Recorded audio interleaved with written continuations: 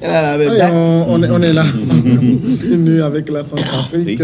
La Centrafrique, donc, nous le disions, il y a une polémique autour de la nationalité des chefs rebelles nommés conseillers dans le gouvernement. Alors, ce qui pourrait poser problème également, Pasteur Rideau, c'est que s'il est avéré que ces personnes soient d'origine étrangère, ont participé au gouvernement, donc ont contribué à faire la guerre dans un autre pays, si demain la justice voulait s'en prendre à eux, ils peuvent aller se réfugier dans leur pays.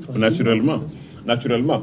Dominique disait quelque chose tout à l'heure, je ne suis pas totalement d'accord, parce que ces rebelles ne sont pas tous en Centrafrique, certainement. Je crois des gens qui sont venus d'ailleurs. La rébellion est venue du Tchad, ça tout le monde le sait. Non, la rébellion est venue de Tchad. Avec un Djotodia qui est musulman, mais qui est devenu Michel. Maintenant, sa composition, la composition des groupes rebelles. Et ça, forcément, ça va, comme je le disais tantôt, c'est comme ça que cela doit être. Et en principe, nous les Africains, les dirigeants africains doivent veiller à ce qu'il y ait une gouvernance. Toi, si tu es dirigeant, qu'il y ait une gouvernance. Je dis, les gouvernants africains doivent veiller à ce qu'il y ait une bonne gouvernance, qui est l'état de droit. Vous savez, quand il y en a dans les pays sont bien structurés, on peut éviter tous ces genres de choses. Depuis que le général Bozizé est parti, le pays n'a jamais connu. Ce pays, en fait, il n'a jamais été un pays stable. Un pays stable, même, comment on l'appelle, l'empereur, André Coliba, pour parler même de l'empereur. Ouais, bon, donc, c'est pour dire que ce pays a trop souffert et continue de souffrir. Parce que ce n'est pas parce qu'il n'a pas eu des dirigeants quand même, ceux qu'on peut quand même compter parmi l'élite. C'est des gens quand même qui pouvaient donner de grandes choses. Mais voilà ce que la Centrafrique est aujourd'hui. Et je crains fort que ça ne devienne jurisprudence, comme on l'a dit tout à l'heure, et que les gens disent, mais écoutez, étant nommé aujourd'hui à des postes des conseillers à la primature et autres, non, c'est des postes juteux, ils vont dire, mais écoutez, et le jour où on va commencer par s'en rendre compte finalement qu'ils sont des étrangers, ben, quel sera leur sort, effectivement. Et après, ne vont-ils pas causer encore d'autres torts? Oui, justement, c'est ça. Parce que à la paix qu'on a demain, ces gens, si aujourd'hui, on reconnaît qu'ils sont vraiment étrangers, donc ils ont une base arrière dans leur pays, la Centrafrique n'est pas tranquille. Demain, ils peuvent encore provoquer et puis créer des troubles. C'est pour cela que je disais dans ma précédente intervention qu'il ne faudrait pas qu'on rêve de la paix en partisant avec le diable entre gris, parce que les rébellions, c'est des groupes illégaux. Il faut jamais collaborer avec ces messieurs-là. On n'arrive pas à les combattre non plus. Oui, mais je dis... Alors, comment aller à la paix? Oui, aller à la paix, mais ce qui est dangereux, vous savez, le rôle qui a été confié, n'est-ce pas, à ces ministres délégués spéciaux-là, c'est justement de parvenir à former une armée régulière. Mixte. Voilà. Et ça voudra dire quoi? Ils seront des cerveaux, ils seront au cœur de l'armée mixte là qui sera formée. Ils sont conseillers militaires. Voilà, du Premier ministre, voilà, chargé de mettre en place une armée mixte. Ça voudra dire qu'ils seront au cœur même du dispositif sécuritaire du pays. Et comme vous l'avez relevé, si du jour au lendemain, les donnes changent, et qui se retrouvent de l'autre côté, ça voudra dire que le pays sera très vite envahi. Ils maîtrisent les points stratégiques du pays et militaires. Ils vont en finir avec le régime en place. C'est pour cela que je dis, oui, il faut faire les choses en sorte qu'il y ait la paix dans le pays. Là, je suis d'accord. Même comment vous appelez ça, le commissaire de l'Union africaine, Ismaël Chergui. Non, comment vous appelez ça, Mahamat, le président Mahamat. Il a salué l'accord. Ça voudra dire que l'Union africaine même est d'avis avec la procédure. Sauf qu'il faut voir demain.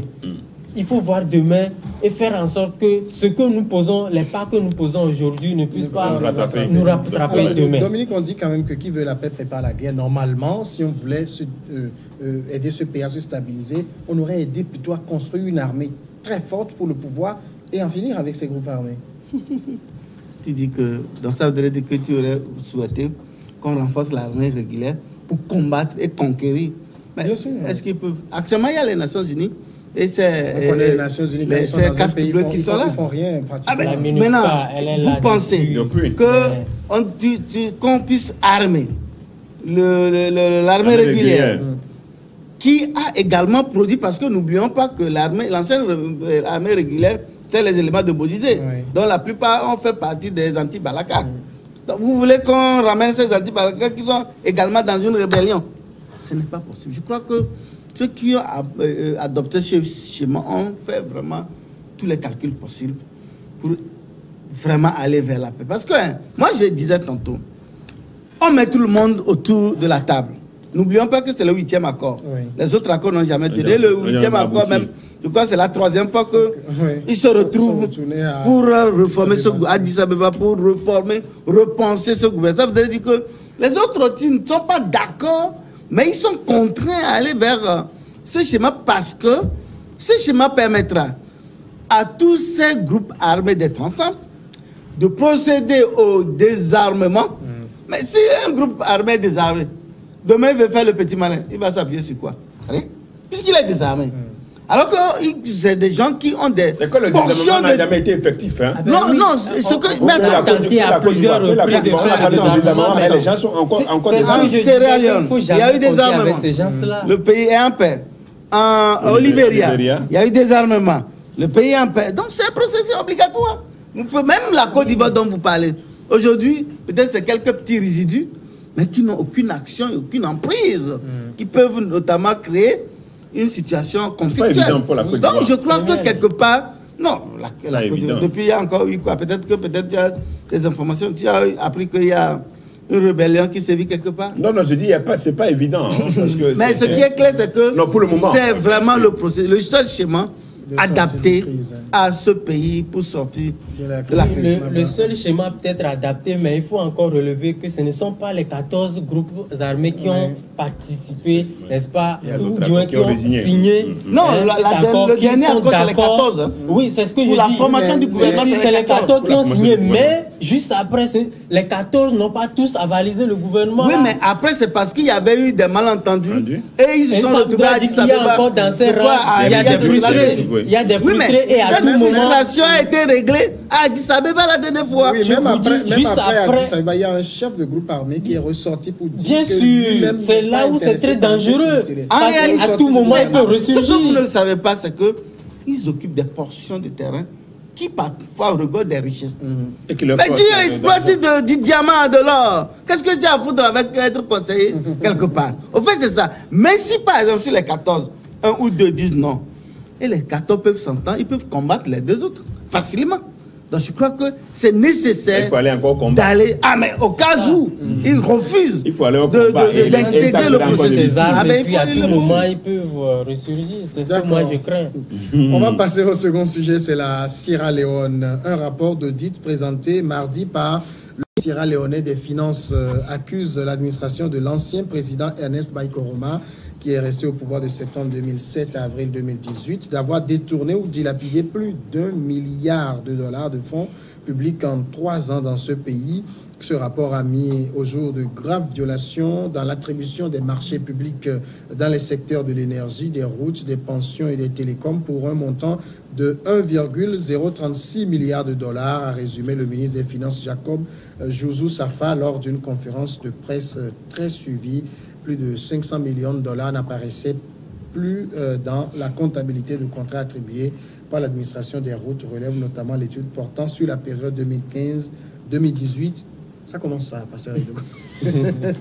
Oui, mais vous savez, la plupart de nos pays, après un régime, l'autre qui vient, trouve toujours des manquements, des défaillances et surtout des cas de détournement. Ça n'en manque pas.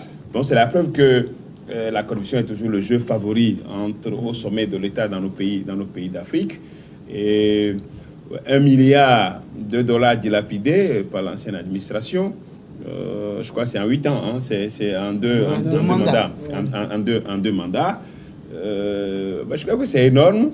C'est énorme et maintenant que c'est découvert, alors quelle va être la suite, je crois qu'il est question de poursuivre tous ceux qui sont sont concernés par cette dilapidation. Et ça va créer déjà,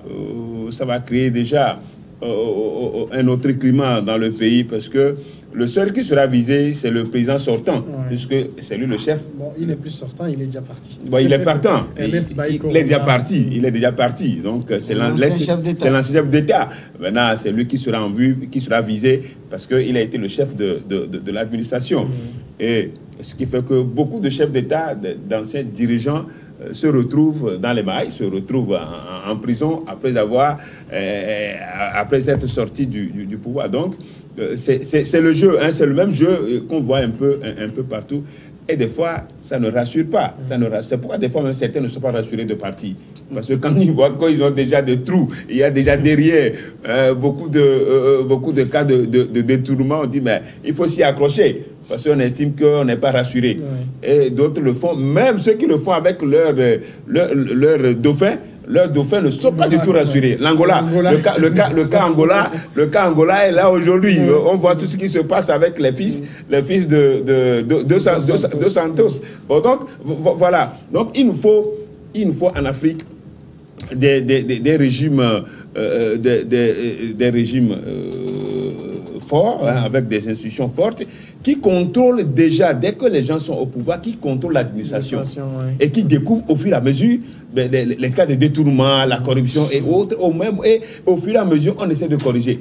Mais quand on attend tout s'accumule jusqu'à 2 mandats, jusqu'à la fin de 2 mandats, et c'est au terme de ces 2 mandats qu'on se retrouve que finalement, il y a eu des cas de corruption. Alors, vous voyez tout ce que ça peut faire perdre à ce pays. $1 milliard, ce que ça pouvait servir à la Sierra Leone. La Sierra Leone, on sait que c'est un pays où la corruption est un sport favori. Alors, est-ce que le nouveau pouvoir est en train de faire quelque chose de sérieux, ou bien, parce que si je l'ai dit, la corruption est un sport là-bas, ou bien c'est simplement une chasse aux sorcières? Disons que, comme vous l'avez dit, nous connaissons tous la Sierra Leone, un récent classement de Transparency International classe ce pays 130e sur 180 pays, je crois. Ça voudra dire que le pays n'est pas aussi bien classé que ça. Et c'est en partie dû, n'est-ce pas, à la situation socio-politique du pays. Ce n'est pas aussi un pays stable. Maintenant, il est. Vraiment, ça revient petit à petit, mais si la corruption s'installe dans le pays, c'est parce que les gens profitent des situations fragiles du pays pour pouvoir faire des choses anormales. Et donc, aujourd'hui, il est clair que ça ne va pas bien. Et donc, toute autorité, tout gouvernement qui s'inscrit résolument dans la dynamique d'assainir les caisses de l'État, de lutter contre la corruption, doit être applaudi. Doit être soutenu dans sa démarche. Et donc, sur le principe, je suis d'avis avec le pouvoir en place actuellement en Sierra Leone. Sauf que il faut savoir s'y prendre pour ne pas donner l'impression comme c'est une chasse aux sorciers.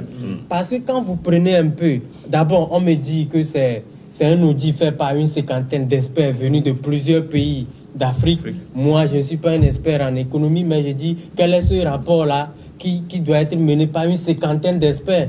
C'est vrai que c'est par rapport à la taille, n'est-ce pas, de la mission, ou du moins de l'enjeu, mais je trouve déjà une 50aine d'experts, le nombre, pour moi, personnellement, c'est déjà de trop. Mais si tant est que de ce rapport-là, ou du moins de ces enquêtes, sortira un rapport fiable et crédible, tant mieux. Mais quand on me dit, oui, des contrats surévalués, d'accord, on me dit des prêts et dons qui non justifiés, d'accord. Des marchés aussi. Mais plus loin, on dit également que des pratiques qui sont contraires, n'est-ce pas, aux règles de comptabilité dans les services et administrations publiques du pays. Moi, on n'a pas dit quelques services, on dit dans les services, ou du moins dans les administrations publiques. C'est pour ça qu'on parle de sport favori. Voilà, ça voudrait dire que c'est vraiment profond le mal. Et s'il va falloir vérifier tout ça, mettre à nu tout ce qui... Ça voudra dire que pratiquement toute l'administration du pays qui partira. Dominique, le travail qui a commencé là, même s'il est louable, est-ce que c'est un travail sérieux? Qui va aller loin. Oui. Non, moi je crois que ce n'est pas aussi sérieux que ça, parce que, vous savez, si vraiment le nouveau pouvoir de Mme Bio veut vraiment lutter contre la corruption, il faut d'abord rendre la justice totalement indépendante. Une justice très forte, une justice qui peut poursuivre avec des preuves à l'appui X ou Y. Parce que ce faisant, avec ce qu'il est en train de voir, on a l'impression que c'est un peu spectaculaire. Parce que l'audit, oui, maintenant il faut aller au fond pour savoir qui a fait quoi, avec des éléments de preuve. C'est ce que Edouard a tenté de dire tantôt, il faut une institution très forte. Et l'institution judiciaire doit être très forte, très indépendante.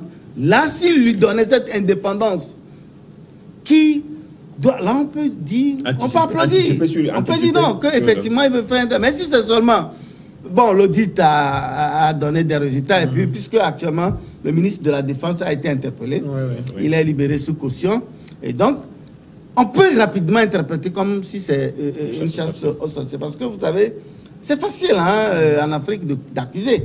Et parfois, l'accusation peut être réelle comme gratuite. Donc je crois que s'il veut faire œuvre utile, veut donner l'image que lui-même, c'est-à-dire son régime également ne doit pas mettre la main dans les caisses de l'État, c'est de rendre une justice très forte, qui peut même le poursuivre lui-même. Puisqu'au cas où, bon, en cours d'exercice, on découvre des malversations, il faut qu'il soit, qu'il faut qu'il réponde. Puisqu'il veut combattre un système dont lui, il ne peut pas combattre et lui s'enrichir derrière. Donc je crois que c'est en cela qu'on peut, moi je peux voir vraiment crédible sa démarche ou ce qu'il est en train de faire. Sinon pour l'heure, je me dis c'est un peu du pipeau peut-être pour impacter Transparency International, pour bénéficier d'un bon classement. La position, la place de Sierra Leone. Point de détournement, alors que nous disons tantôt que c'est un sport favori. Qui va prendre du temps. La lutte, ce n'est pas seulement au sommet, à tous les niveaux, en descendant jusqu'au citoyen lambda.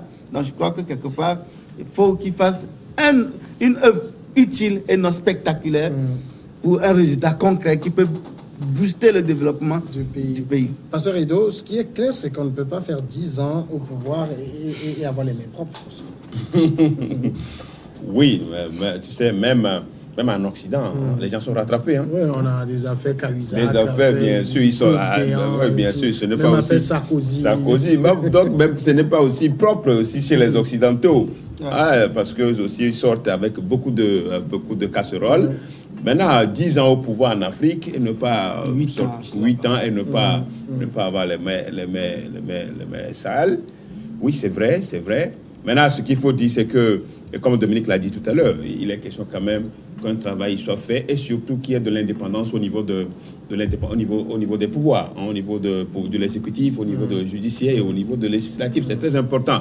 C'est ça qui va préserver ce jeu favori dont on parle. Donc, qui est incrusté, le malaise est profond dans la société en général, puisque l'administration tout est concernée.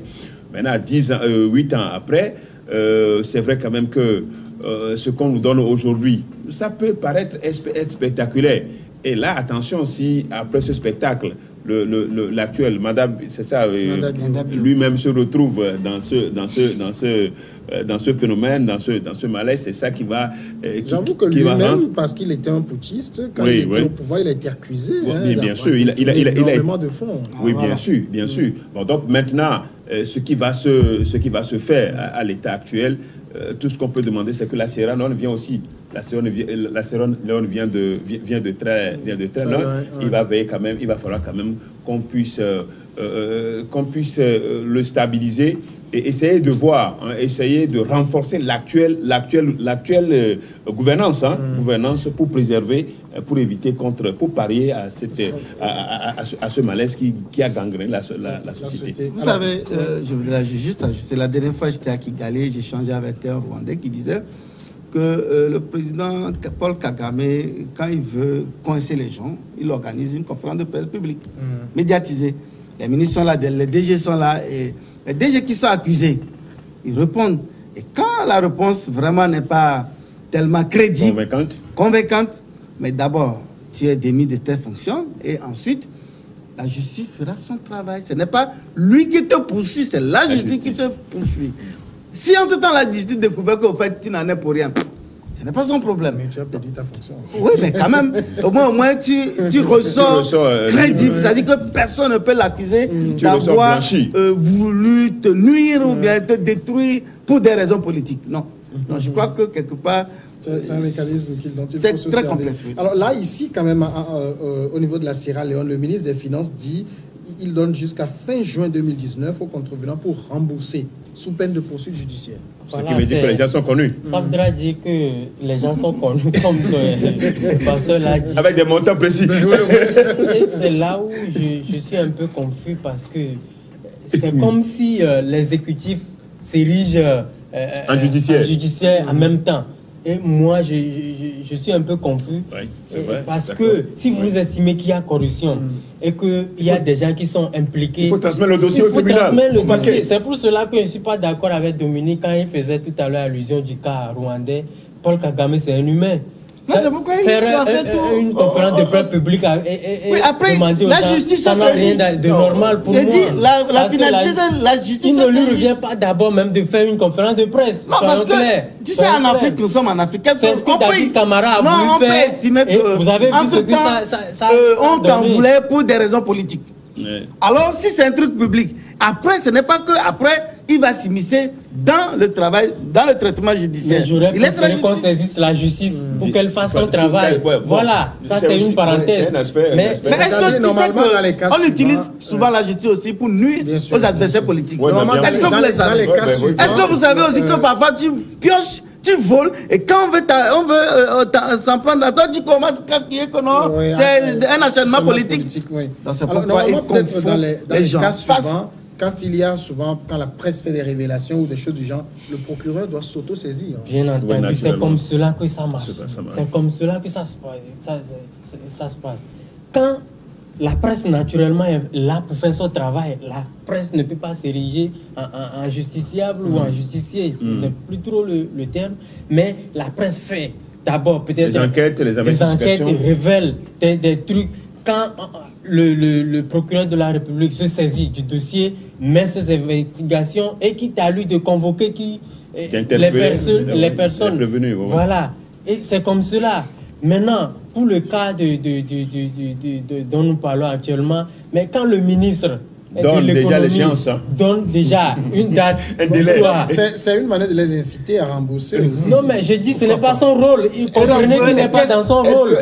Boari l'a fait au Nigeria également. Est-ce que le remboursement n'est pas immédiat? Je dis, Boari l'a fait au Nigeria. Je me rappelle lors de la campagne. Apportez ce que vous avez volé. Apportez ce que vous avez volé. Du Nigeria, je me rappelle lors de la campagne, c'est Atiku Abubakar qui proposait ceux qui ont détourné, s'ils ramènent, il y aura une amnistie.